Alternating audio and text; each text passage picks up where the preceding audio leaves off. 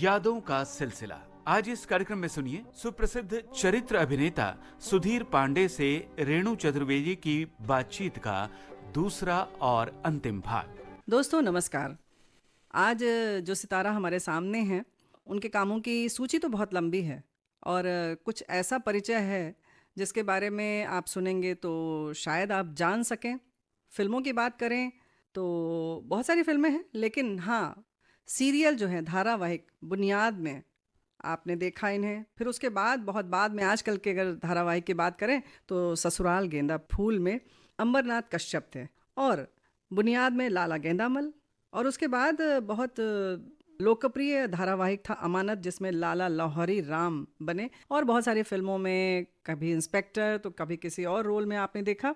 फिल्में भी बहुत लंबी हैं, यानी कि फिल्मों की लिस्ट बहुत लंबी है। शान है, ये नज़दीकियाँ, शक्ति, माटी मांगे खून, वारिस, अग्निपथ, टॉयलेट एक प्रेम कथा और भी बहुत सारी फिल्में हैं। तो जब हमारे साथ हैं ऐसी शख्सियत, जी हाँ, एक और बड़ी पहचान है आपकी, आपके पिताजी। आपके पिताजी हमारे आकाशवाणी के राष्ट्रीय समाचार के वाचक रहे और पर्याय थे, यानी कि हिंदी समाचार की अगर बात हो तो सिर्फ एक ही नाम सबकी ज़बान पे था और वो था देवकी नंदन पांडे जी। जी हाँ, श्री देवकी नंदन पांडे के सुपुत्र हमारे साथ हैं। अब तो आप समझ गए होंगे। जी हाँ, हमारे साथ हैं सुधीर पांडे जी। सुधीर पांडे जी, आपका कार्यक्रम में स्वागत है। बहुत बहुत स्वागत। धन्यवाद, बहुत बहुत धन्यवाद। चलिए अब आपकी यात्रा शुरू करते हैं। मुंबई की किस तरह से शुरुआत हुई? बस वो फिल्म इंस्टीट्यूट से मैंने पास किया और सन 74 में मैंने ज्वाइन किया था। तो 2 साल का कोर्स होता है, तो 74 से 76 जी। तो ये 2 साल में पूना में था। 76 से मैं बॉम्बे आया पास आउट होके। तो 74, 75, 76 ये 2 साल। तो बीच में जब दिल्ली जाता था तो कुमुद भाई बहुत खुश होते थे, कुमुद नागर जी। कहते थे अरे यार तू छुट्टी पे आया हुआ दिल्ली, गर्मी की छुट्टी में चले जाते थे, तो आया हुआ है नाटक कर डालें। अच्छा। तो मैं दिल्ली जाके वो कुमुद जी के साथ प्ले करते। हाँ। तो कुमुद जी बड़ी अच्छी कुंडली भी देखते थे। अच्छा। जन्म कुंडली। तो वो बात बतानी मैं भूल गया। जब मैं FTI के लिए अप्लाई कर रहा था तो उस प्ले की रिहर्सल चल रही थी। तो मेरी मेमोरी यह है कि मुझे डायलॉग फटाफट याद, कोई दिक्कत नहीं होती। अच्छा। उस दिन मैं थोड़ा सा कंसंट्रेट नहीं कर पा रहा था जी। और जो मैंने बताया रिटन टेस्ट जी। FTI का वो होने वाला था। तो उससे पहले उन्होंने कहा यार क्या हो रहा है, कंसंट्रेट नहीं कर पा रहा है, कहाँ खोया हुआ है। मैंने खोया हुआ नहीं हूँ, सर टेंशन है कि फिल्म इंस्टीट्यूट में मैं अप्लाई। हाँ तो क्या हो गया? नहीं बस ये सोच रहा हूँ कि पता नहीं कैसा होगा पेपर। मैंने कहा ऑडिशन का डर नहीं है, ये रिटर्न का जरा घबराहट हो रही है। अच्छा सुन, कल रिहर्सल पे आएगा ना, कुंडली लेकर आ, है घर में? अच्छा। तो मैंने कहा है। तो वो लंबी जो रोल वाली पुराने जमाने की कुंडली लंबी वाली, हाँ, लंबी ऐसे रोल बना के जी। तो कुंडली मंगवा ली उन्होंने। कहने कुंडली लेकर आना तो कल। मैंने कहा ठीक है। जो रिहर्सल थी हमारे घर के पीछे एक कम्युनिटी हॉल था, वहीं हम करते थे। तो वहाँ पहुंचे, कुंडली खोली उन्होंने, सब कैलकुलेशन करके रिहर्सल रुक गई, सब पूरी कैलकुलेशन करने बैठ गए। कैलकुलेशन करके बैठने के बाद कहते हैं कि कोई नहीं रोक सकता तुझे, हो गया एडमिशन, हो गया तेरा। क्या बात कर? बोले मैं बता रहा हूँ। तो मुझे जब वो टेस्ट देने जा रहा था बाद में, तो जब मैं पूना से 74, 76 जैसे पास आउट होके बॉम्बे आया जी, तो बीच में चाहता था तो नाटक कर लेता था। तो जब फाइनली आया तो फिर तो जाना था नहीं, क्योंकि फिर तो यहीं रहना था। तो फिर कुमुद भाई से मैंने कहा कुमुद भाई अब यहाँ आ गया हूँ, तो कुंडली तो आपने देखी थी जी, तो क्या है?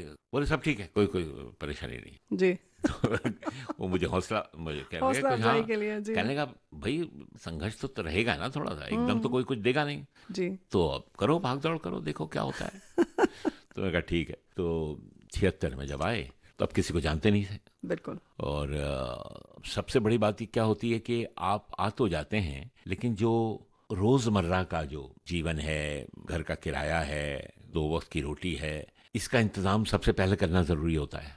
आने जाने के लिए पैसे चाहिए, वाहन चाहिए जी। तो वो सबसे बड़ा क्वेश्चन मार्क होता है। अच्छा, कई पैसे वाले या ऐसे कह लो कि जिसके पिताजी फादर बिजनेस होता है उनका घर का, वो कहते हैं जा बेटा एक घर लेके दे देते हैं, हाँ, गाड़ी लेके दे देते हैं, जी, ट्राई कर जब या तक किसी होता के कोई परिचित है रह लिए उनके या साथ। वहाँ रह लिए। तो उसमें क्या होता है, उन लोगों को एक ये हो जाता है कि भाई अरे रहने का हमारा ठिकाना हो गया। एक तरफ से निश्चिंत है, बाकी सिर्फ संघर्ष करना है इसके लिए। यहाँ तो सब चीज के लिए संघर्ष करना है आपको। तो वो एक बड़ी दुविधा वाली बात, बहुत बड़ी चीज है, चुनौती है बहुत। बिल्कुल बहुत बड़ी। तो मेरे एक मित्र हैं, वो भी हमारे साथी था वहाँ इंस्टीट्यूट में, उनका वही था कि घर दे रखा था पिताजी ने, बिजनेस फैमिली से थे। तो हम लोग वहाँ पूना से निकल के मैं जब आया तो उसने कहा कि भाई मेरे यहाँ, तो मैं पहले उसके यहाँ पहुँच गया। मैंने कहा कि भाई देखते हैं, अभी हफ्ते 10 दिन में डिसाइड करता हूँ क्या करना है। तो उसने कहा नहीं आराम से रह जाएगा। मैंने कहा नहीं ये रहने का नहीं, ये क्योंकि फिर गड़बड़ हो जाएगी, फिर ये होगा मुझे फ्री में रहने की आदत पड़ जाएगी, दोस्ती और में कहीं ना मेरा कहीं पर्पस जो है, गोल जो टारगेट है, वो गड़बड़ हो जाएगा। तो मुझे वो नहीं करना है, अच्छा, चाहे मैं कहीं पेइंग गेस्ट रहूं चाहे कहूँ, लेकिन मुझे तो रहना वैसे ही पड़ेगा अपने दम पर। अब वो तलाश की, तो उस वक्त जो भी थोड़े पैसे घर से जो लास्ट में लाया हुआ था, वहाँ से जो वहाँ हमारे पूना में बैंक में रखे हुए थे, वो पैसे फिर हम लोग यहाँ ले आए थे। तो थोड़ा सा अमाउंट था, वो 3-4 महीनों का, उसमें से निकल सकता था। उस वक्त के बॉम्बे में इतना महंगा नहीं था। तो अब समझ में नहीं आया कि क्या किया जाए। फिर ये हुआ कि भाई ऑल इंडिया रेडियो में मैं ऑलरेडी ए ग्रेड का आर्टिस्ट था। ओह, नाटक में। नाटक हाँ, में जी जी फिल्म्स डिवीजन में मैं कमेंट्री किया करता था दिल्ली में। जी। वहाँ भी मैं वो था अप्रूव्ड कमेंटेटर। और दिल्ली दूरदर्शन तब बन चुका था, मतलब प्रोटोटाइप जी। था और शुरू हो चुका था, तो उसमें भी मैं सेलेक्ट था, हो चुका था। बल्कि एक नाटक भी किया था मैंने अच्छा, दिल्ली में। उस वक्त एफटीआई जाने से पहले। छोटा सा नाटक था और रिकॉर्डिंग फैसिलिटी नहीं होती थी, कैमरा होते थे बड़े बड़े कैमरा, जी, और 8-10 दिन की रिहर्सल में फिर वो लाइव होता। लाइव करते थे। हाँ। जी जी जी। तो वो स्टेज वाला हिसाब, कि गलती हो गई तो वहीं संभाल लो, और ये वैसा था। वो एक अनुभव हो चुका था, लेकिन वहाँ अप्रूव्ड हो गया था मैं। जी जी जी। तो फिर यहाँ पर बॉम्बे में उस वक्त वॉइसिंग का बहुत जोर था, मतलब विविध भारती में ही कमर्शियल हो गया था। जी, कॉमर्शियल्स बनते थे। हाँ, जी। तो कमर्शियल्स खूब बनते थे, वॉइस ओवर्स होते थे, एड्स बनते थे, रेडियो एड्स। तो यहाँ पर 2-3 लोगों का बोलबाला था, अमीन सयानी साहब का, जी, विनोद शर्मा जी का, विनोद शर्मा जी, और एक और थे ब्रिजभूषण जी। ब्रिजभूषण जी। उस जमाने में इनका दबदबा था। ब्रिजभूषण पुराने जी जी, senior सीनियर। most। तो वो थे, इन लोगों का दबदबा था। जी तो उसमें विनोद शर्मा जी से मेरा थोड़ा सा अच्छा वो था, और पिताजी के साथ मेरे विनोद शर्मा जी की बहुत घनिष्ठता थी जब जी, वो जी। रेडियो दिल्ली में थे। जी, वो रेडियो से थे इसलिए हाँ, जी रेडियो मैं से कहने थे। वाले थे। हाँ, जी फिर वो यहाँ आ गए थे एक्टिंग के लिए, और फिर बाद में फिर वो तो वॉइसिंग में फिर वो उस जमाने में दिग्गज थे। दिख गए थे। तो एक दिन मैंने कहा कि एक काम करूं, सारे जो मेरे अप्रूवल्स हैं वो बॉम्बे मंगवा लेता हूँ। जी तो मैंने रेडियो का भी मंगा लिया, उसे मंगा लिया। तो रेडियो में तो खैर इतने प्रोग्राम मिलते नहीं थे, लेकिन टीवी का मैंने मंगवाया, जी। और फिल्म्स फिल्म्स डिवीजन डिवीजन का, का। जी। तो फिल्म्स डिवीजन में कमेंट्रीज मिलती रहती थी मुझे। जी और टेलीविजन में भी 1-2 प्रोग्राम ऐसे थे, एक जिसमें पूरी एक डॉक्यूमेंट्री जैसी होती थी, जी जी। उसको लिखता भी मैं था, उसका जो है वॉइस ओवर, और बोलता भी था। अच्छा, तो वो 3-4 प्रोग्राम मेरे फिक्स हो गए थे। तो पैसे तो आने हाँ, लगे। अब पैसे आने। पहली बार जब मैं विनोद जी के पास गया तो कहने लगे, देख, वो तो ऐसे ही बोलते थे अपना मत, देख भाई तू देवकी का बेटा है, और वो सब ठीक है, तो मेरे बेटे जैसा है, और बस कभी कोई दिक्कत हो वो खाना पीना खाने करने में, लेकिन जहाँ तक काम का सवाल है, जब तक मैं तेरा काम देखूंगा नहीं, काम दूंगा नहीं। अच्छा। तो मैंने कहा काम जब देंगे तभी तो देखेंगे। जी तो कहने लगा हाँ, इसीलिए एक काम कर, मैं तेरा ऑडिशन लूंगा, तो यहाँ ला। तो रेडियो जेम्स वर्ली में हुआ करता था। अच्छा। उसके जो ओनर थे गोयल साहब, वो विनोद जी के पार्टनरशिप थी, और वही सब मिलके प्रोग्राम करते थे। तो एक दिन उन्होंने मुझे कहा कि हमारी रिकॉर्डिंग है, 3-4 ड्रामे उस दिन रिकॉर्ड। तो एक प्रोग्राम होता था, जी। उसका नाम था पत्थर बोल उठे। अच्छा। बड़ा खूबसूरत प्रोग्राम था वो। उसमें होता ऐसा था कि ऐतिहासिक जगहों के जो पत्थर थे, हाँ, वो उस जगह की दास्तां सुनाते। दास्तां सुनाते, तो उसमें personification। पात्र आते थे, जी। उसमें अलग अलग पात्र होते थे, और जो पत्थर होता था वो सूत्रधार जैसा होता था, अपनी पात्र दास्तां आते थे। सुनाता हाँ, था। हाँ। क्या और बड़ा पॉपुलर था वो प्रोग्राम। तो विनोद जी वो करते थे। तो मैं गया, मैंने कहा कि बताइए। तो आ जा, उस दिन हमारी रिकॉर्डिंग है, 4-5 रिकॉर्डिंग है, उसी दिन आ जा तो सुन लेंगे। मैं कहा ठीक है। मैं वहाँ पहुँचा, रेडियो जेम्स, वो मुझे बिल्कुल बच्चे की तरह देख, पहले देखता रहे सारा दिन, रिकॉर्डिंग देख, लंच वंच कर, कैसे होता है, हाँ, क्या है, कैसे सब क्या देख होता है। पाना। मैंने जी। कहा बताया मुझे, नहीं तो देखना, ये कमर्शियल का अलग हिसाब होता है, और ये वो तो देख।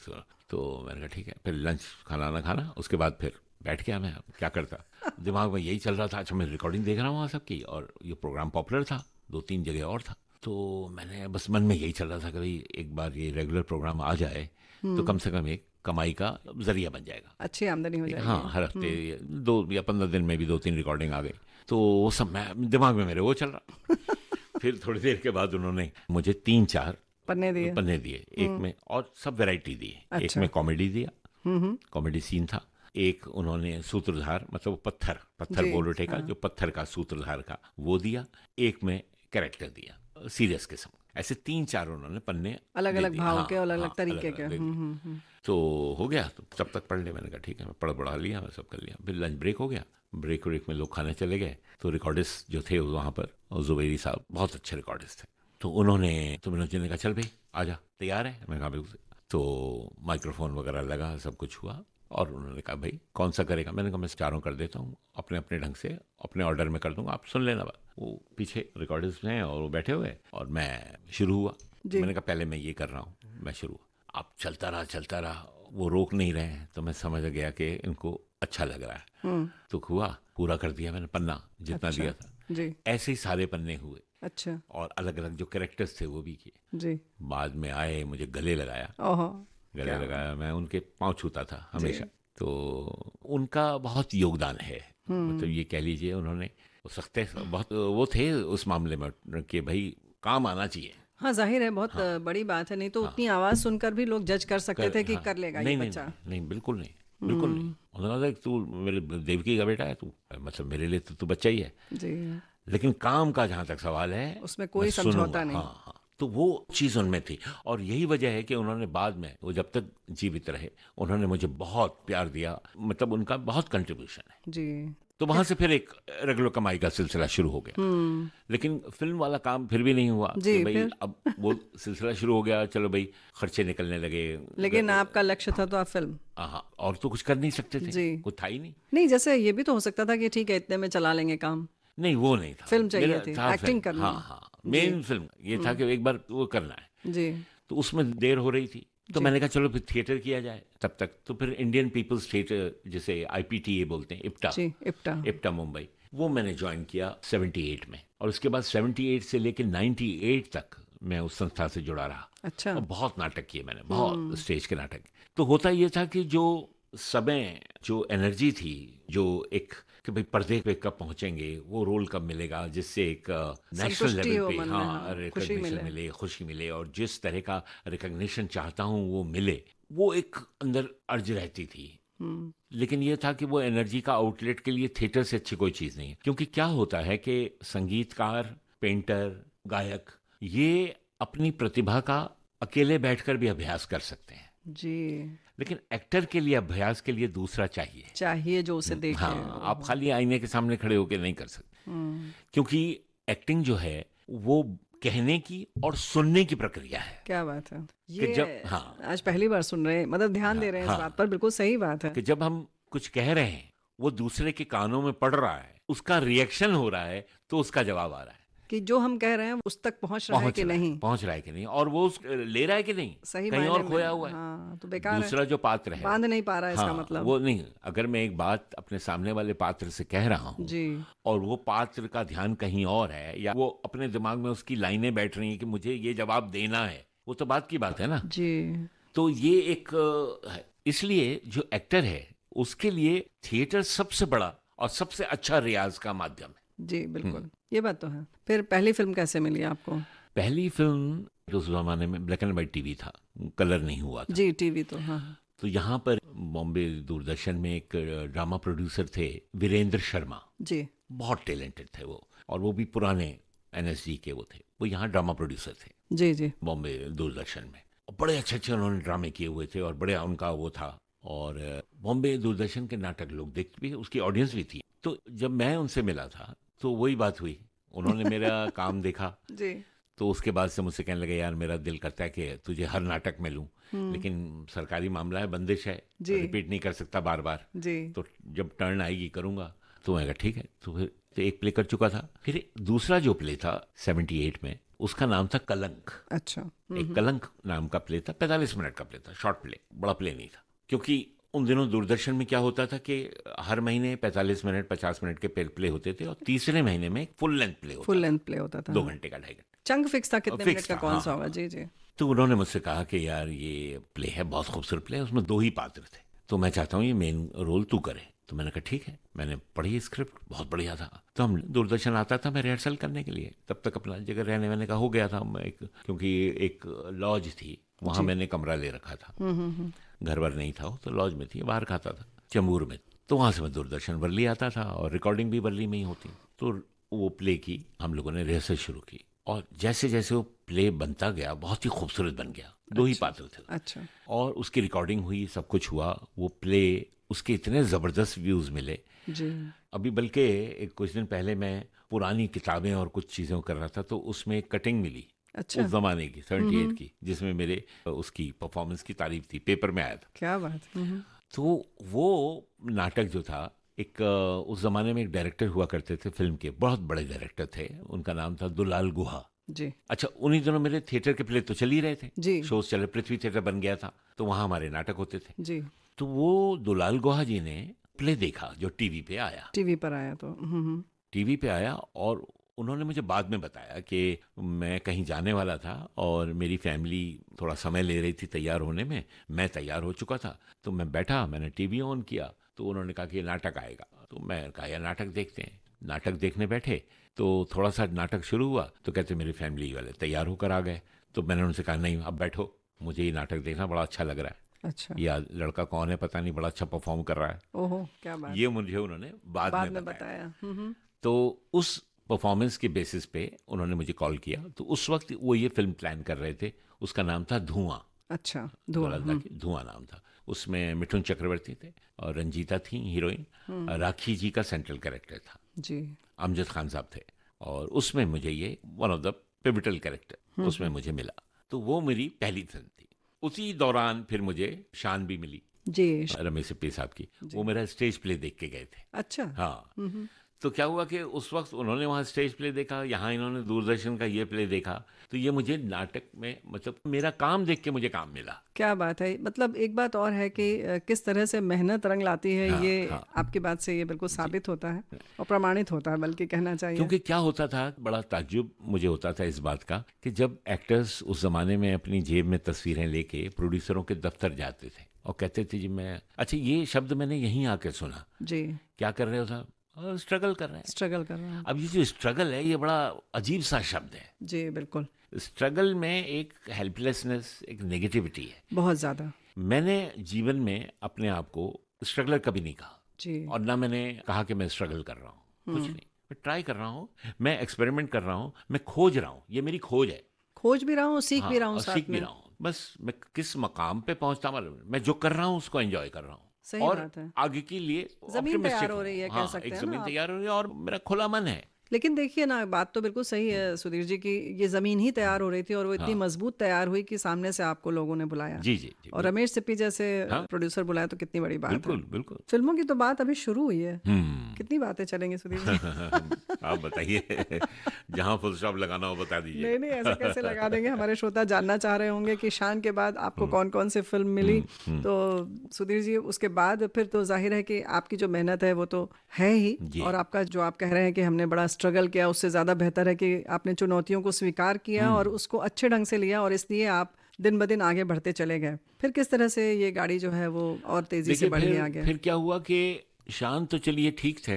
एक्चुअली हुआ ये था कि मुझे शक्ति के लिए जी रमेश सिप्पी साहब ने फाइनल किया था। अच्छा। और सलीम जावेद साहब राइटर थे उसके भी, शान के भी। तो उन्होंने डिसाइड किया और मुझे कहा कि शक्ति में एक बहुत अच्छा कैरेक्टर है, वो आप करिएगा। तो उन्होंने सुनाया मुझे, तो वो एक डबल क्रॉस का कैरेक्टर था, नेगेटिव कैरेक्टर था जी। अमरीश पुरी जी और कुलभूषण खरबंदा के का एक डबल क्रॉस होता है, जो एंड में मरवा दिया जाता। तो मुझे वो अच्छा लगा कैरेक्टर, मैंने कहा ठीक है। हुआ क्या कि शक्ति के प्रोड्यूसर रमेश सिप्पी खुद नहीं थे जी। वो मुशीर रियाज साहब उसके प्रोड्यूसर थे, दूसरे प्रोड्यूसर थे। और उसी बीच रमेश सिप्पी की ये शान चल रही थी शूटिंग, जो कि उनका प्रोडक्शन था, शोले के बाद प्रोडक्शन था। मल्टी स्टारर, ये भी बहुत बड़ा था, और शोले के बाद का था। हाँ, लोगों की उम्मीदें बहुत बनी थी। उम्मीदें बहुत ज्यादा थी और बहुत बड़ा प्रोजेक्ट था, बहुत बड़ा प्रोजेक्ट। मल्टी स्टारर वो भी फिल्म थी। बिल्कुल। तो उसकी शूटिंग, वो रमेश जी का अपना प्रोडक्शन, तो रुकने का सवाल ही पैदा नहीं होता। यहाँ प्रोड्यूसर दूसरे थे, वो दिलीप साहब की डेट, अमिताभ जी की डेट, ये वो राखी जी, फंड से इकट्ठे करने प्रोड्यूसर के पास जब होता है तभी शूट रखना चाहेगा। तो इनको रमेश जी को उन्हीं पे डिपेंड करना पड़ता था कि भाई वो वहाँ जब तैयारी हो जाएगी तब करेंगे। तो शूटिंग शक्ति की डिले होती जा रही थी। अच्छा। उन्होंने कहा कि भाई ये डिले होती जा रही है। तब तक शान का ये चल रहा था शूट इनका। तो एक दिन मुझे बुला लिया रमेश जी ने, उन्होंने कहने को देखो भैया शक्ति में तो लग रहा है टाइम जी, वो खिसकती जा रही है। ये शान में हमारे कुलभूषण के साथ ये 3-4 कैरेक्टर्स हैं, तो ये वाला कैरेक्टर तुम कर लो। अच्छा, मैं थोड़ा सा चाहता नहीं था कि मैंने कहा ये कैरेक्टर हमको ज़्यादा है नहीं करने को, जी तो क्या करेंगे, वही अपना कुलभूषण के साथ आप खड़े हैं, गैंगस्टर टाइप का है, जी कुछ है नहीं। तो मैं थोड़ा झिझक रहा था, मैं कहा था कि चलो भाई शक्ति जब होगा शुरू तभी कर लेंगे ना। लेकिन दूसरी तरफ ये लग रहा था कि इतने बड़े डायरेक्टर और सामने कह से रहे हैं कह रहे हैं। और इनको बुरा ना लगे, तो मैं थोड़ी दुविधा में था। जी फिर बाद में ऐसा लगा कि नहीं चलो यार कोई बात नहीं, कर लेते हैं, कुछ और तो अभी कर नहीं रहे, तो ये कर लेते हैं। तो कर लिया और वो कंप्लीट हो गई फिल्म। उसके बाद वो फिल्म रिलीज हुई, तो ठीक है, लोगों ने देखा, पहचाना कि अरे फिल्म की थी तुमने। मैं कहा ठीक है, हाँ भाई, एक रेगुलर कैरेक्टर कर लिया। मैं शक्ति के लिए वेट कर रहा था। जी फिर धीरे धीरे शक्ति की शूटिंग शुरू हुई, रोल अच्छा निकल के शूटिंग सब बढ़िया हो गई। जब रिलीज हुई तो मेरे कैरेक्टर का नामो निशान नहीं फिल्म में। पता चला कि साहब वो पूरी फिल्म कट गई। फिर रमेश जी से मैंने बात की तो उन्होंने कहा कि आखिर में वो थोड़ा सा ऐसा लग रहा था कि आउट ऑफ द हम ट्रैक जा रहे हैं, मैं पूरी कहानी को फादर सन के रिलेशनशिप पे ही रखना चाह रहा, तो इसलिए वो ट्रिम हो गया। तो वो हुआ, तो बड़ी तकलीफ हुई। जी लेकिन ये हुआ कि वो अगर मन वो कर देता या उस तरह से कि, तो जो उस वक्त उनसे ताल्लुकात बने जी वो बाद में मुझे बुनियाद में काम आए। काम आए। जी तो उसमें मुझे फिर वो बुनियाद में जब सीरियल बनना, और रमेश सिप्पी जैसा बड़ा आदमी सीरियल बना रहे हैं, सीरियल बना रहे थे तो और बहुत दूरदर्शन के लिए वो बड़ा प्रोजेक्ट था, हंगामा था हम बहुत। लोग के बाद। जी उसके राइटर भी वही थे, हम लोग बहुत कामयाब सीरियल हो चुका था, जी। बेस बन चुका था, तो बुनियाद उससे बड़े लेवल पे बनाने की बात हो रही थी। तो मनोज श्याम जोशी जी ने वो कहानी लिखी जी पार्टीशन के दौर से लेके आगे, और उसमें फिर जो रमेश जी ने फिर मुझे वहाँ पर एक तरह से समझ लीजिए कि उस वक्त जो नहीं हुआ वो वहाँ उस रोल में मिल गया। और उस बुनियाद के उस रोल के बाद मुझे एक अभिनेता के रूप, एक तो क्योंकि बड़ा कामयाब सीरियल था, बहुत कामयाब और धारावाहिक तो था ही, हाँ, और आप और लाला गेंदामल के हाँ, रूप में बहुत वहाँ पहचाने गए। गए। तो उससे मुझे मेरी समझिए टैलेंट को, मेरी प्रतिभा को एक उछाल मिला, बहुत उछाल मिला। अच्छा खासा। और कई जगह उसके बाद फिर मैंने कई फिल्में उस दौर में की, काफ़ी फिल्में थी। लेकिन एक बात ये बताइए कि आपको ये नहीं कभी लगा कि मैं हीरो बनूं? नहीं, वो कभी नहीं लगा। अच्छा। हाँ, कभी नहीं, क्योंकि कुछ चीज़ें बड़ी क्लियर हैं। मतलब जब मैं इवन FTI के लिए भी मैं जब जा रहा था, जी फिल्म इंस्टीट्यूट के लिए, तो मुझसे कई लोग पूछते थे कि भाई क्या तुम्हें हीरो बनना है? मैंने कहा नहीं, हीरो नहीं बनना। जी क्योंकि मैंने कहा कि देखिए आज की तारीख में मैं ये कह सकता हूँ कि मेरे आज जो सिनेमा का पोजीशन है, जो कंटेंट हमारे यहाँ अब अप्रिशिएट होने लगा है जी। OTT प्लेटफॉर्म के बाद, ये तो आज मैं कह सकता हूँ मैं एक ऐसा कैरेक्टर कर सकता हूँ जो कहानी का हीरो हो, क्या बात है। क्योंकि वो पात्र हीरो होगा। जी उस वक्त क्या था कि हीरो की वो चॉकलेटी फेस, गाना आना चाहिए, डांस आना चाहिए, जी। एक वो इमेज थी। तो उस इमेज में हम कहीं फिट बैठते नहीं थे। अच्छा तो वो गलतफहमी थी ही नहीं। जब आए भी थे, ठीक है, यंग भी थे जब उस जमाने में, तब भी ये गलतफहमी नहीं थी कि यार हम हीरो मटेरियल हैं। जी, क्या बात है, बिल्कुल सही बात है। और ये स्पष्ट होना और अपनी क्षमता को पहचानना बहुत बड़ी बात है, और उसी के हिसाब से जब आदमी आगे बढ़ता है तो सफलता मिलती ही है, मिलती है। जी। फिर आपने अमिताभ बच्चन के संग और दिलीप कुमार के संग शक्ति में काम किया, उनके संग का अनुभव अलग रहा होगा। तो पहली बार आपने जब इन लोगों के संग काम किया तो क्या लगा आपको कि हाँ हम कुछ पहुंच गए या नहीं, देखिए वैसे तो मैंने जब अपनी, जो मैंने पहले बताया आपको, धुआं फिल्म जो मैंने की थी, जी उसमें भी मेरा जो पहला शॉर्ट कैरियर का हुआ था वो राखी जी के साथ हुआ था। जी और इतनी मज़े की बात है कि मैं जब पहुंचा तो राखी जी ने डायरेक्टर साहब से पूछा था कि ये रोल कौन कर रहा है। तो उन्होंने कहा एक नया लड़का, अभी उसका टीवी का नाटक मैंने देखा था और बड़ा अच्छा थिएटर का एक्टर है, उसको लिया है। जी तो राखी जी ने सोचा होगा कौन है पता नहीं। जब मैं सेट पे पहुंचा तो वो डायरेक्टर को बोली कि अरे ये हैं, इनका तो मैंने स्टेज प्ले देखा है। अच्छा, क्या तो बात। उसी कुछ दिन पहले ही जो प्ले रमेश सिप्पी साहब ने देखा था वो राखी जी ने भी देखा था, और वो अमिताभ जी ने भी देखा था। अच्छा हाँ, तो वो बहुत पॉपुलर मेरा प्ले हुआ था जी। और वो प्ले कई फिल्म के लोगों ने देखा था। तो वो एक बड़ा मुझे सपोर्ट मिला उससे। सपोर्ट मिला कि भाई अरे ये लोग मेरे काम देख चुके हैं और जानते हैं कि मेरा हुनर क्या है।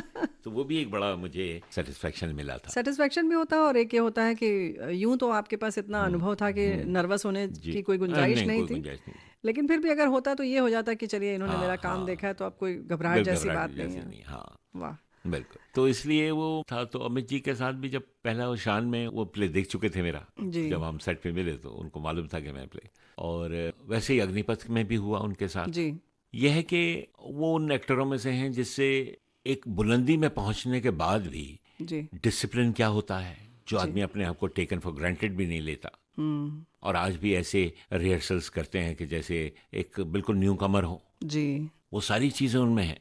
तो वो एक लेसन है अपने आप में ना, कि भाई आदमी इतनी बड़ी पोजीशन पे पहुंचने के बाद भी रिहर्सल कर लें, समय से पहुंचना। समय से पहुंचना, उनको देख घड़ी मिला लो आप, और ये नहीं कि भाई कोई न्यू कमर भी है तो चलिए रिहर्सल करें भाई, सीन करें, जी। ऐसी एक ना, या किसी ने कोई बदलाव कहा तो उसको भी उतना ही स्वीकार करना। अगर उन जस्टिफाई लगता है तो यही कारण है कि आज देखिए वो मतलब भी उसी वक्त के बुलंदी साथ पे है। साथ उनमें और भी एक, जो मैं निखार, बात थोड़ी देर हाँ। पहले कह रहा था कि जो आदमी की पॉलिशिंग है वो कभी जी। खत्म ही नहीं होती, खत्म ही नहीं होता। रियाज का एंड ही नहीं है। जैसे एक संगीतकार अपने जी। आखिर तक रियाज करता ही रहता है, बिल्कुल। वैसे कलाकार का भी, एक तराशता अभिनेता रहता। का भी रियाज खत्म नहीं होता। लेकिन इतना है कि आपको ओपन माइंडेड रहना पड़ेगा। बिल्कुल जिस दिन सही। आपने समझ लिया कि नहीं यार I am the best, best. बस उस दिन खत्म, खत्म। उस दिन वो ग्रोथ खत्म हो जाती है। सही बात है। हाँ। पूर्ण हो गए ये समझना ही नहीं वो चाहिए। हो ही नहीं सकता हाँ, कलाकार। वो रहना चाहिए, प्यास रहनी चाहिए। प्यास रहनी चाहिए। तो दोस्तों, आज हमारे साथ हैं सुधीर पांडे जी, और एक लंबा अनुभव है इनके पास। बुनियाद से लेके आज ससुराल गेंदा फूल तक हमने देखा इनका धारावाहिक। बहुत लंबा अनुभव है आपके पास सुधीर जी। क्या कहना चाहते हैं, क्या बदलाव आया है? देखिए, बदलाव तो कई स्तर पे आया है, जी। बहुत, मतलब सिनेमा में भी और टेलीविजन में भी, जी। दोनों में। अब उस वक्त जैसा मैंने आपको बताया कि शान किया, उसके बाद और कई छोटी मोटी सब तरह की फिल्में की, बड़े बैनर की भी की, छोटे बैनर की लगभग भी। कितनी फिल्में कर चुके हैं आप? काफी कर चुका हूँ मैं, करीब। देखिए, ऐसे कलाकार होते हैं, कोई गिनती नहीं रखते। हाँ, नहीं फिर भी नहीं, बहुत 100 सारी के फिल्में हैं। 100 के करीब तो होंगे जी। ही। और वही 50-60 सीरियल भी होंगे, जी। बल्कि ज्यादा ही होंगे, सीरियल ज्यादा। सीरियल क्योंकि काफी हुआ है। क्या था जी। कि जब मैं ये बुनियाद किया, बुनियाद के बाद मुझे काफी रोल्स मिले बहुत। फिल्मों के। जी। मोहन कुमार की एक फिल्म थी अम्बा, जी। बड़ी खूबसूरत फिल्म थी अच्छा। वो मुझे मिली, और उसमें मेरा बहुत अच्छा रोल था। एक और फिल्म थी, उसमें मैं श्रीदेवी के फादर का कैरेक्टर था, बंजारन। जी जी। वो मैंने की। उसके बाद ये नजदीकियां की, तो बहुत सी फिल्में की। फिर जी। अग्निपथ की। अग्निपथ में ये था कि 90s की फिल्म है वो। जी। अच्छा, वहां तक क्या था, अग्निपथ के ही आसपास जी। एक वक्त ऐसा आया कि मैं काम कर रहा था लेकिन मुझे मजा नहीं आ रहा था। अच्छा। मैं ये कह लूं कि एक जो होता है ना, एक थोड़ा सा नेगेटिविटी का मोमेंट कह लीजिए, या एक डिप्रेशन का मोमेंट कह लीजिए, लगा कि एक ठहराव आ गया, कोई एक बदलाव आना ठहराव आ चाहिए। गया है, और जो करना चाह रहा हूँ वो नहीं हो मिल रहा है। अच्छा। काम कर रहा हूँ, काम मेरे पास है, पैसे भी आ रहे हैं, सब कुछ है, लेकिन तो आप क्या करना चाह रहे थे उस वक्त? मैं उस वक्त अच्छे कैरेक्टर्स तलाश करना चाह रहा अच्छा। था, क्योंकि चॉइस थी नहीं। कर लेता था जहां भी ऐसा लगता था कि इसमें थोड़ी सी भी गुंजाइश है, चलो भाई पैसे मिल रहे हैं, कर लेते हैं। जी। तो एकदम ही घटिया नहीं है, ठीक है, थोड़ा सा इतना दिखाने को है, जी जी। तो कर लेता था। लेकिन जिस तरह के रोल चाह रहा था, कला दिखाना चाह रहे थे, वो नहीं हाँ, दिख पा रहे। बड़े पर्दे पे जो करना चाह रहा था वो हो नहीं रही थी, कोई बात बन नहीं रही थी। अग्निपथ की मैंने, फिर अग्निपथ के बाद वो 90s का दौर है, तो उसी दौर में 90s में मेरी शादी भी हुई, जी। और उस फेज में शादी हुई जब मैं इस सोच से गुजर रहा था। ओहो हो। और फिर क्या हुआ कि धीरे धीरे धीरे मुझे ऐसा लगा कि यार ये मजा नहीं आ रहा, क्या किया जाए, कुछ तो करना पड़ेगा। अच्छा। अब किया क्या जाए भाई, लोग काम जानते हैं, काम आना चाहिए कोई अच्छा हाथ में, और डोर टू डोर जिसे स्ट्रगल लोग कहते हैं वो आदत नहीं, ना जाने की इच्छा, क्या करेंगे भाई, कुछ के बाद जी। रोल होगा मेरे लायक तो देगा, खुद ही दे देंगे। हाँ। तो ऐसा कुछ हुआ नहीं। उसके बाद क्या हुआ कि ये प्राइवेट चैनल आ गए, जी। जी टीवी आया, उसमें सीरियल्स बनने लगे, तरह तरह के सीरियल्स बनने लगे। तो एक सीरियल आया कैंपस। जी। कैंपस। तो वो भट्टाचार्य डायरेक्टर था उसका, संजीव, बहुत टैलेंटेड लड़का था। तो उसने कहा सर आप उसमें मेरे ये कमिश्नर का रोल कीजिए, और ये मैं कहा ठीक है करते हैं। मैंने कहा ये एक नया माध्यम आया है, जी। जो कि ऑलरेडी वैसे बुनियाद से आ चुका था, लेकिन फिर वो दूरदर्शन के ही शो बन रहे थे। हाँ, फिर ये रंगीन में आया इधर हाँ, मामला। हाँ, लेकिन कोई ऐसे शो नहीं बन रहे थे बुनियाद के लेवल के, जी। बस ऐसे ही के शो बन रहे थे, जिसमें से मैंने भी एक किया जो बहुत पॉपुलर हुआ, कर्मभूमि। ये अपना कहानी थी प्रेमचंद जी की, बहुत जी, बढ़िया सीरियल था, कर्मभूमि, हाँ। बहुत कामयाब सीरियल था, दूरदर्शन का था। जी जी। तो इस तरह से मैंने 2-3 किए। कहीं ऐसा लगता था कि टेलीविजन एक ऐसा माध्यम आया है जो हम जैसे कलाकारों का, कैरेक्टर एक्टर्स का, एक ये कह लीजिए तिनके का सहारा, जी। डूबते को जिसे कहना चाहिए, जी। या जिनको अच्छे कैरेक्टर करने की आदत। तो मैंने कहा टीवी का एक माध्यम आया है कुछ दिखाने को मिल रहा है। जिसमें कुछ मिलेगा। जी। तो फिर मैंने ये कैंपस मैंने किया, तो कैंपस में वो मेरा रोल कैरेक्टर भी बहुत सराहा गया। जी जी और उसी वक्त क्या हुआ कि जो कैंपस का डायरेक्टर था संजीव भट्टाचार्य, जी।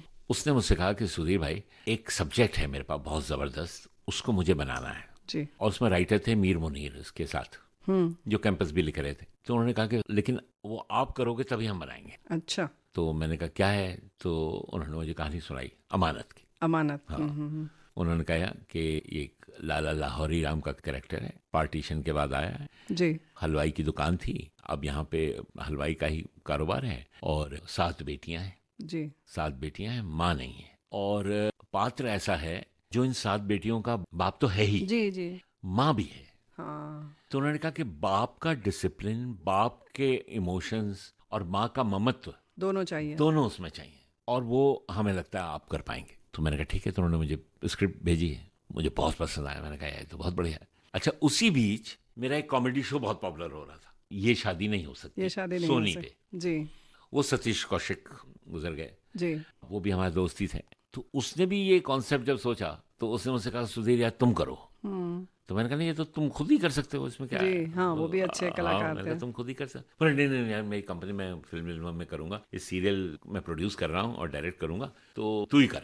जी तो वो मैंने किया। तो वो अमानत से पहले था, जी जी तो बड़ा पॉपुलर हो गया था कॉमेडी का, भयंकर कॉमेडी उसमें थे। वो गोलचा सेठ है, पैसे लुटाता जी, रहता जी, है, हाँ। बहुत मोटी तोंद बनवाई थी अलग से। अच्छा। तो वो चल रहा था, तो किसी ने कमेंट कर दिया, उन्होंने कहा कि भाई सुधीर जी का तो वो ये कॉमेडी शो चल रहा है, ये अमानत इतना सीरियस कैरेक्टर और ये सब इतने डायमेंशन वाला, तो कहीं ऐसा तो नहीं होगा कि लोग कहेंगे तो कॉमेडी कर रहे हैं इधर के। बट वो डायरेक्टर जो है अपना संजीव, उसको इतना फेथ था कि पूछो मत, और राइटर को। तो उन दोनों ने कहा नहीं था, वो कॉमेडी करें कुछ भी करें, वो सब कुछ कर सकते हैं, सब कर सकते हैं। और वो हमारा तो कैरेक्टर वही करेंगे। ओह, और इस तरह से फिर अमानत शुरू हुआ। बड़ी बात है, 5 बहुत साल बड़ी चला बात फिर है। जी, एंड हाईएस्ट रेटिंग, उस दौर की हाईएस्ट रेटिंग, टीआरपी रेटिंग। ये बहुत बड़ी बात बहुत है। बड़ी। ये होता है कि आपका जो कहना चाहिए कि रियाज था, हाँ, रियाज। वो बोल रहा था, ये तो बहुत बड़ी तो बात उसके हुई। बाद जी वहां से फिर क्या हुआ कि मैंने कहा कि यार ये जो मीडियम शुरू हुआ है टेलीविजन का, ये मजा दे रहा है। तो उसके बाद फिल्में आती भी थी मेरी, जी मैं कहता था रहने दो यार, क्योंकि जो रेगुलर रोल्स आते थे ना, वो मैं छोड़ देता था। ये माध्यम मजा दे रहा है। क्योंकि एक तो फैला हुआ हाँ। अभिनय मिलता है हाँ, आपको, बिल्कुल अच्छे बिल्कुल। से पूरा हाँ, टाइम मिलता है पूरा आपको। टाइम मिलता है। और जो आप फर्क की बात पूछ रही थी जी। तब और आज, जी उस जमाने में ये था, मतलब 12-12 घंटे शूटिंग चल रही है पागलों की तरह, जी मतलब एक खत्म करना ही है, इतने एपिसोड निकालने ही है, ये करना है, बिल्कुल मशीन की तरह। उस वक्त अमानत के टाइम में हम लोग क्या करते थे, बाकायदा टाइम लेते थे, आराम से सेट पे बैठते थे, सीन को पढ़ते थे, पढ़ के रिहर्स करते थे, उसको जज्ब करते थे। जज्ब करते थे। फिर अगर रीजनिंग लॉजिक हमें ठीक नहीं लगता था तो आर्गुमेंट भी होता था कि नहीं ये ऐसा होना चाहिए, फिर वो ऐसा होना चाहिए, चर्चा ऐसा। होती हाँ, थी। चर्चा होती थी। 2-4 मौके तो ऐसे आए जिसमें वो चर्चा की वजह से आधा दिन शूटिंग नहीं हो पाई, जी लेकिन किसी को तकलीफ नहीं हुई, क्योंकि जो एंड प्रोडक्ट निकल कर आया वो सही होना वो चाहिए, बहुत अच्छा निकल के अच्छा आया। होना चाहिए। तो ये एक ठहराव के साथ जो काम करने का मजा आता था ना, वो आज नहीं है। नहीं है। तो यही रीजन है, जैसे मैंने आपको बताया कि उस जमाने में मैं जब टीवी को मैंने अडेप्ट किया, जी तो मैंने फिल्में अपने आप जो अच्छी होती थी वही करता था, जी बाकी मैं सीरियल पे ही ध्यान देने लगा। तो इसीलिए मैंने वहाँ इतने खूबसूरत सीरियल उस वक्त किए पूरे दौर में, जी। एक से एक कामयाब शो। तेजस्विनी। तेजस्विनी, ससुराल गेंदा फूल, अभी लास्ट 3 साल पहले बेलन वाली बहू, जी बेलन वाली बहू। अभी जिंदगी मेरे घराना पिछले लास्ट ईयर, इशारों इशारों में। जी मतलब सीरियल मैंने इतने ज्यादा जी। किए और इतने अच्छे अच्छे कैरेक्टर्स किए, इतनी डायमेंशंस वाले कैरेक्टर्स किए कि मैंने फिर उस वक्त फिल्म के कैरेक्टर्स को फिर मैंने, जी। अब टीवी में कोई वो रहा ही नहीं। जी हाँ, ससुराल गेंदा फूल जैसे कि एक पारिवारिक धारावाहिक था, और कहीं ना कहीं उसमें सबक मिलता था। हाँ। और एक संयुक्त परिवार की रूपरेखा को लेकर बिल्कुल, चलने बिल्कुल, वाला और बिल्कुल। उसके महत्व को समझते समझने हुए वाला। समझाते हुए हाँ, एक धारावाहिक चल रहा था, बिल्कुल। और लोगों में ये जज्बा है कि अच्छा ठीक है, थोड़ा वैसी छोटी बहू आएगी तो उसको किस तरह से संभालना है और कैसे संभालने पर वो समझ जाएगी। समझ जाएगी। तो ये सारी चीजें वाकई ये हाँ, सबक देती बिल्कुल, हैं। बिल्कुल बिल्कुल। तो अब वो चीजें शोज में खत्म होती जा रही जी। हैं अभी। तो इसलिए अब क्या हो गया कि अब मैंने सीरियल कम कर दिए हैं। जी। उधर सिनेमा में क्या हुआ है कि ओटीटी प्लेटफॉर्म, कंटेंट सिनेमा, नए कैरेक्टर्स, जैसे पुराना फिल्मी फॉर्मूला चलता ही नहीं। नहीं, अब बिल्कुल नई थीम। नई कहानियां, जिन कहानियों पहले कभी कोई सोच भी नहीं सकता था काम करने पे, वो आज वो कैरेक्टर रही तैयार हो रहे हैं। तो आपका क्या सपना है अब आगे, क्या सोच रहे हैं आप? अभी तो वही फिल्म कर रहा हूँ। अभी जैसी एक फिल्म मेरी रिलीज हुई है, मिशन रानीगंज, जो जी कोयले की खदान की ट्रेजेडी पे थी बेस्ड, जी वो कंप्लीट हुई। उसके बाद एक फिल्म और तैयार है, वो भी एक सोशल सटायर है, उसका नाम है सरकार की सेवा में। जी। वो श्रेयस तलपड़े ने डायरेक्ट की है और बहुत अच्छी बनाई है वो फिल्म। छोटी फिल्म है। अब ये है कि शायद वो लोग मार्केटिंग वगैरह अभी तक तो कहीं कर नहीं पाए या क्या है। और एक कॉमेडी फिल्म अभी मैंने कंप्लीट की है, जो शायद फरवरी तक रिलीज जी। होगी, और उसका नाम है लव की अरेंज मैरिज। लव की अरेंज अरेंज मैरिज, मैरिज जी। ये है। और अब थोड़ा सा ये है कि कुछ फिल्म प्रोडक्शन और कुछ वेब सीरीज प्रोडक्शन, इसकी तरफ कुछ सोच रहा हूँ अच्छा। कि एक दो सब्जेक्ट्स पे काम भी किया है। चल रहा है, मतलब जी काम जी चल रहा है। अब कहाँ ये बैठेगा फिट, ये देखता हूँ। जी। लेकिन अभी इमीडिएटली डायरेक्शन पे नहीं जाना था, लेकिन एक विचार है मन में। विचार है, चलिए, विचार है। तो लेकिन वहां जाने से पहले मुझे थोड़ा सा एक अपना एक कंपनी फॉर्म करके उसको बनानी बना, पड़ेगी। चाहे वो किसी और से बनवाऊं। उसकी तैयारी करनी तो पड़ेगी हाँ, पूरी। तो ताड़ी एक, हाँ, तो तैयारी हो गई है। जी एक फर्म प्रोप्राइटर कंपनी मैंने रजिस्टर कर ली है, और उसी के अंडर ये दो सब्जेक्ट्स पे काम चल रहा है। चलिए, ढेर सारी शुभकामनाएं बहुत आपकी। बहुत, हाँ। जो भी ये इच्छा है प्रोडक्शन की लाइन में, वो पूरी हो जी। और हम लोगों को और भी कुछ अच्छा अच्छा देखने को मिले। जरूर जरूर। सुधीर पांडे जी, खाली समय में अपने शौक किस तरीके के पूरे करते हैं, या क्या शौक हैं आपके? शौक मेरा एक तो क्या है, घूमने का बहुत है। अच्छा। कि जब समय होता है मैं घूमने फिरने निकल जाता हूँ। जी।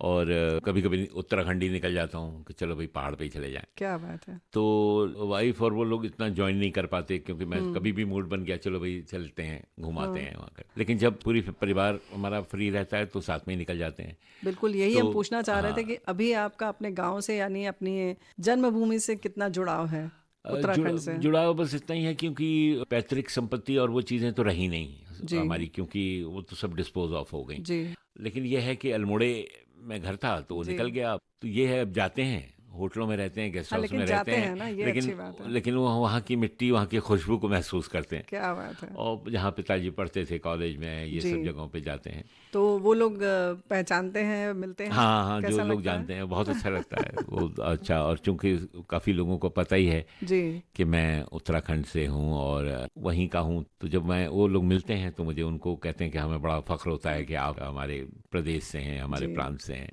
तो वो एक खुशी तो होती है ठीक वहाँ बात के है। लोगों की।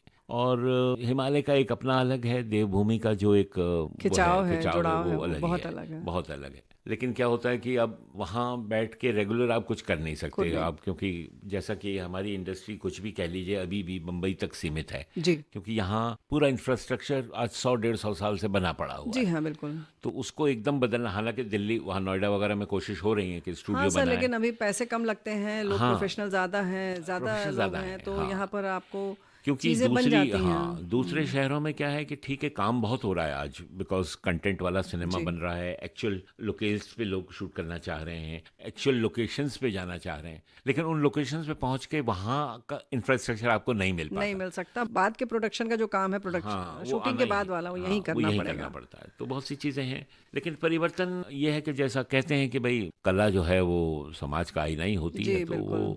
वो चीज़ तो आ रही है। बिल्कुल सही बात है। तो अब देखते हैं कि इसमें कहाँ तक पहुँच सकते हैं, क्योंकि बीच में एक, जैसा मैंने बताया था, एक दौर आया था। जी तो एक हमारे कुछ दोस्त थे अभी, मतलब ऐसे ही जो हमारे साथ के कलीग हैं या वो हैं, कभी बैठते हैं तो कुछ लोग कहते हैं कि भाई सुधीर भाई, तुम्हें जो मुकाम मिलना चाहिए था वो उतना मिला नहीं, बहुत गुंजाइश थी तुम्हारी जो टैलेंट है उसके हिसाब से। जी तो मैंने कहा ये भी एक नज़रिया सोचने का। दूसरा नज़रिया ये है कि भाई इतना भी मैं कर पाया, तो ये भी मैंने बहुत एक, है। हाँ, तो मैंने एक उसमें एक छोटा सा वो लिखा था, शेर कह लीजिए या कविता कह लीजिए। स्वागत। शेर जैसा है जी। कि पूरा न भरा गिलास मेरा तो कोई गम नहीं, पूरा न भरा गिलास गिलास मेरा मेरा तो कोई गम नहीं, ये जो आधा भरा है गिलास मेरा ये भी कम नहीं। क्या बात है। हाँ। क्या बात है। तो ये मैं तो लिखने का सकारात्मक। भी मुझे है, कभी कभी लिखता रहता हूँ, अरे वाह। अपने ही विचारों को उसमें सीमित तरीके से लिख देता हूँ। तो ये ख्याल अभी कुछ दिन पहले ही मुझे आया था। वाह वाह वाह। जो ऐसे ही दोस्तों में बात होते होते मेरे बचपन के दोस्त स्कूल के। लेकिन खुद आपको क्या लगता है कि और भी बहुत कुछ अभी करने के लिए तो खैर बाकी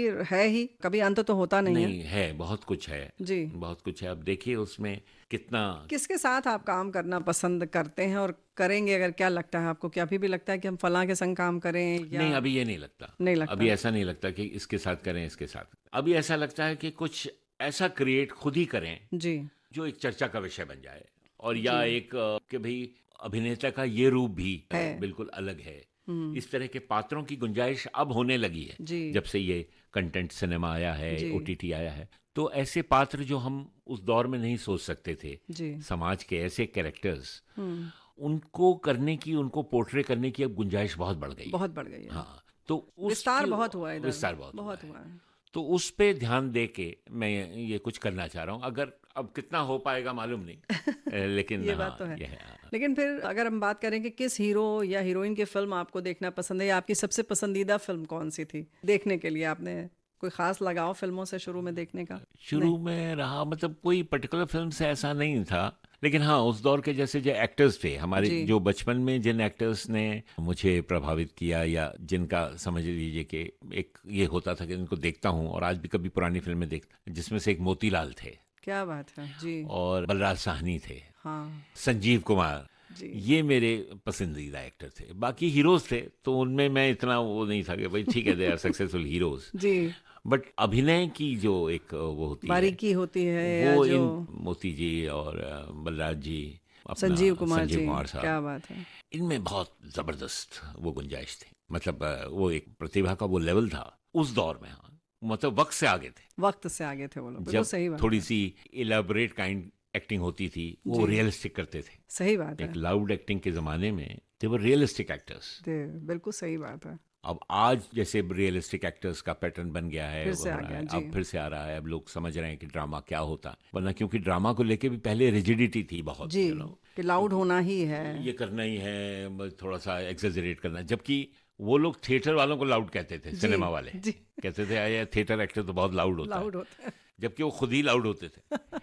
जबकि थिएटर आज इतना रियलिस्टिक हो गया कि आप बिल्कुल। पृथ्वी थिएटर में आप हाँ, प्ले सामने देखने देखिए जाइए, तो बिल्कुल लगता है कि मतलब विस्पर भी सुनाई देता घर में कुछ चल रहा है, हाँ, बस बस ऐसे ही ऐसी लगता बात है। हाँ तो थिएटर इतना रियलिस्टिक हो गया है, जी। तो बदलता रहता है, पैटर्न बदलता रहता है, चीजें बदलती रहती हैं। बहुत रोचक और थोड़ी अलग हटकर बातें हुई आज, बहुत अच्छा लगा। विविध भारती में हमारे श्रोताओं को याद दिला दें कि अभी हमने चित्रलेखा धारावाहिक सुना, यानी कि पुनः प्रसारण उसका हमने किया, और हमारे साथियों ने उसको बहुत सराहा, पसंद किया। उसमें आपकी भी आवाज़ है।